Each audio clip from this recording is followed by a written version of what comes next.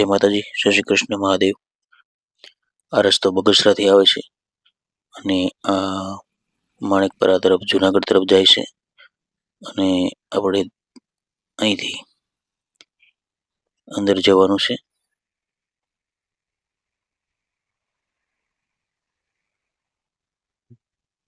નવી હળિયાદ આવશે અને અહીં વન્ય પ્રાણીની અવર જવર હોવાથી થોડુંક ધ્યાન રાખીને જવું અને થોડાક આગળ હાલતા હશું એટલે એક ગેટ આવશે.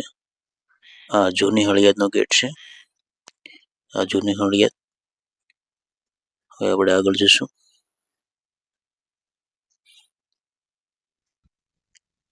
એટલે આ ઘંટિયાળ ગામ છે. જે બોર્ડ છે એ રીતે એરા પ્રમાણે જવાનું છે. જે ગાડી આવી ત્યાંથી જો પેલી ગાડી આવી ત્યાંથી જવાનું છે અને આ છે માણેકપરા જેતપુર વાળો રોડ છે.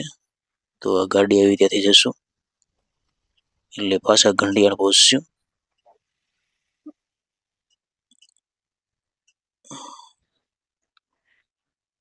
તો આપણે પાછા ઘંટિયાળ જે બોર્ડ હતું ત્યાં આવ્યા છીએ અને આ ગાડી ગઈ તે રસ્તેથી જવાનું છે. બસ આપણે માં મોગલધામ ગોરિયાળી પહોંચી ગયા છીએ. ગૌરી મોગલાઈ. આ ગેટ છે તે જ મંદિરનો ગેટ છે.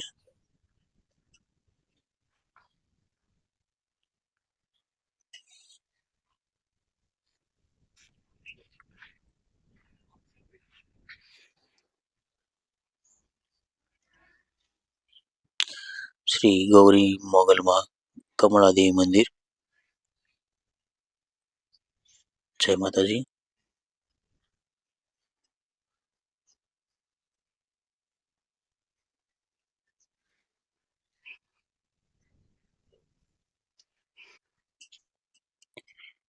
તો આપણે અંદર પહોંચી ગયા છીએ. હવે આ બધી મૂર્તિ મૂકેલ છે તેના દર્શન કરીએ. જય માતાજી. નમઃ શિવાય. જય માતાજી. જય માતાજી.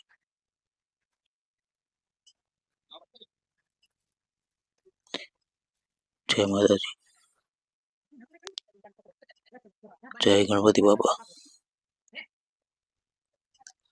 જય માતાજી. જય માતાજી. તો આ શ્રીફળ વધેરોની જગ્યા છે.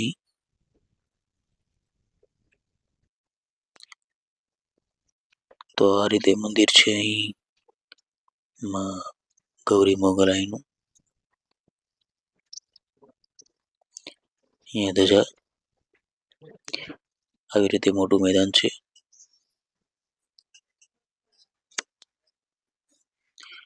અને અહીંનો ઇતિહાસ આપણે અહીંના માતાજી પાસેથી જાણીશું. તો આપણે આ યજ્ઞશાળા પર પહોંચી ગયા છીએ અને આગળમાં ગૌરી મોગલના દર્શન કરીશું.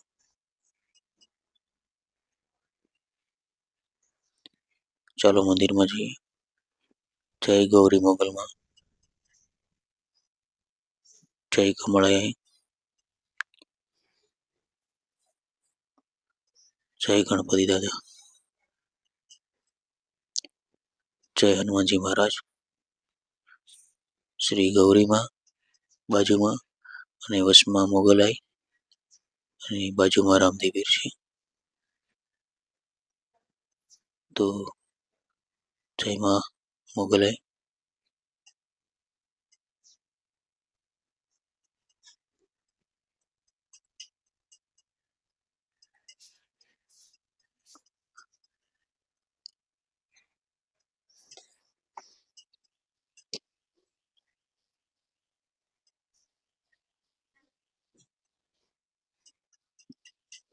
તો આપણે માતાજીના દર્શન કરી લીધા છે.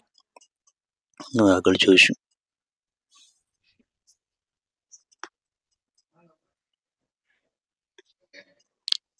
આવી રીતે મંદિરની જગ્યા છે.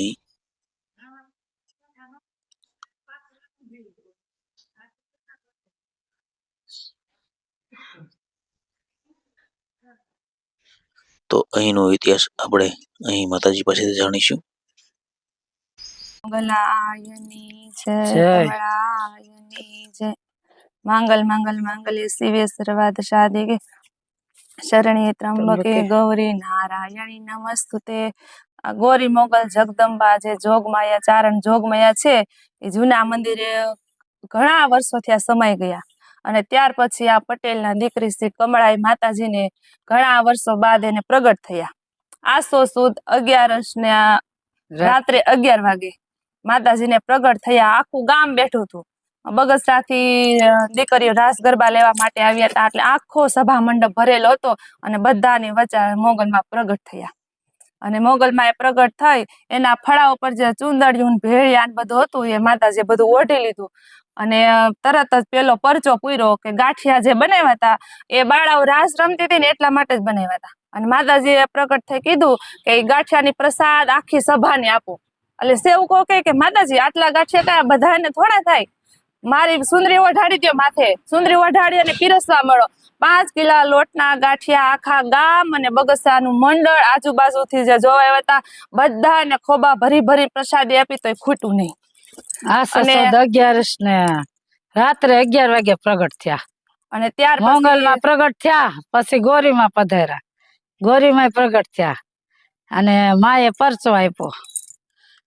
અને 1800 વર્ષ પહેલાના જે હમાણા હતા એ લીમડીની સાયા જે હમાઈ ગયા હતા એ મોગલમાં મને પ્રગટ થયા. શ્રી કમળાઈ દેવી મારું નામ છે. અને મારા બાપુજીની શિવ ભક્ત હતા મહાન. 5 ભાઈઓ હતા. બધા શિવ ભક્ત મહાન ભક્ત હતા. એક નકળંગ ભગત હતા. અખંડ ધૂણો ચેતન કરી અને જય નરસંગ જય લક્ષ્મી નું ભજન કરતા. મારા બધાથી મોટા બાપુજી હતા ઈ અને મારા બાપુજી શિવ ભક્ત હતા. અને એક નાના કાકા હતા ઈ પણ મહાન ભગત હતા, જીવન ભગત. મારા બાપુજી નામ ગોવિંદ દાદા હતું. લીલાબા માતાજી માતા હતા.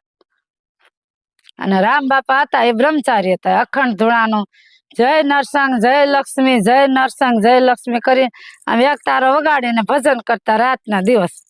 અખંડ જ્યોત ચાલુ રાખતા.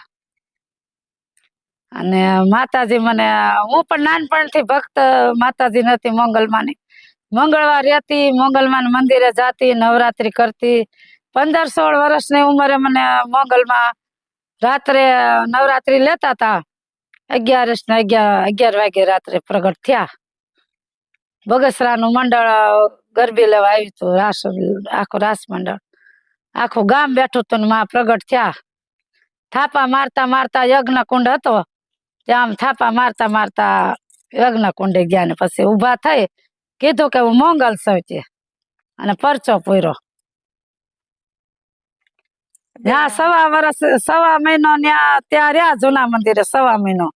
તો અમુક વાંધો લેવાના હિસાબે અમે આ નવા મંદિરે આવ્યા અને આયા થાપો માર્યો. આ જમીન હતી, આ મંદિર રહ્યું ત્યાં થાપો માર્યો અને ઉભા થયા.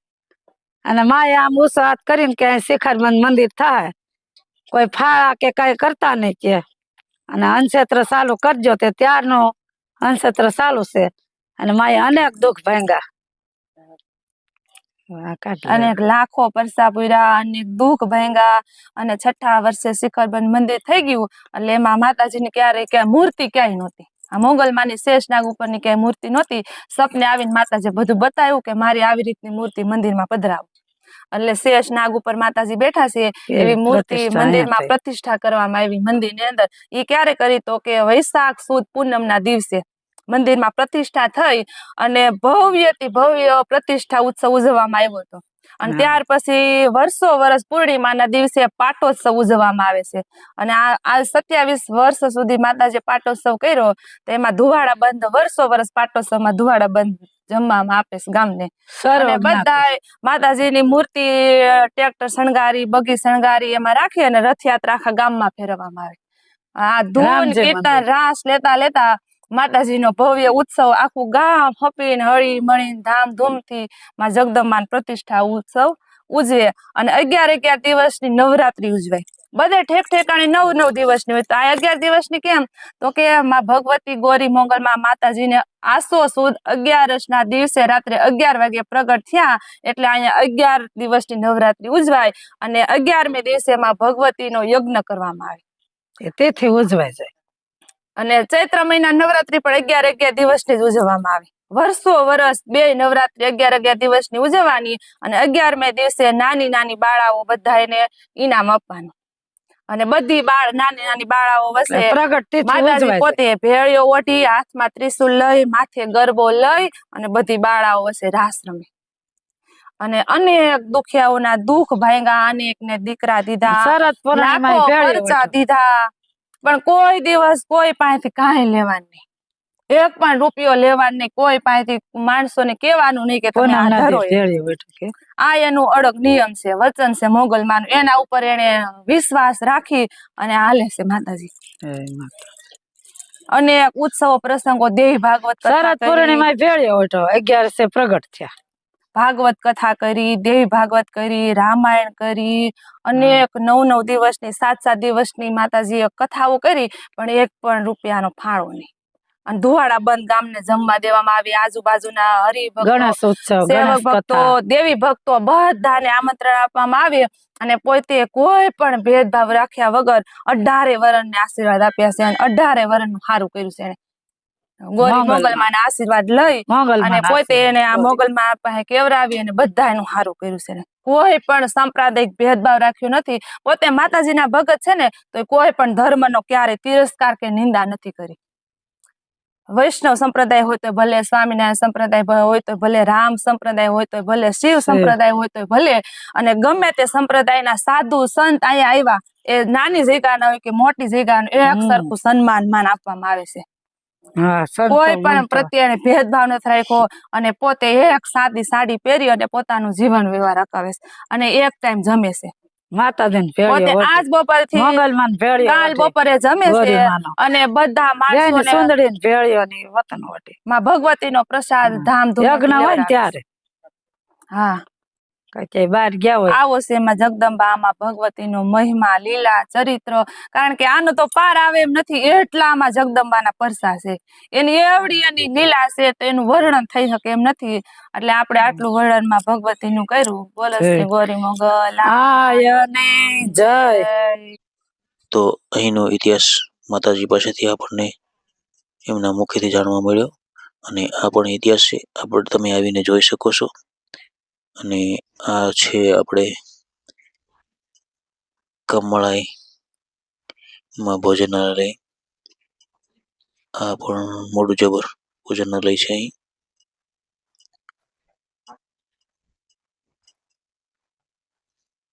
આ બધા પાણી પીવા માટેના સ્ટેન્ડ છે, નળ.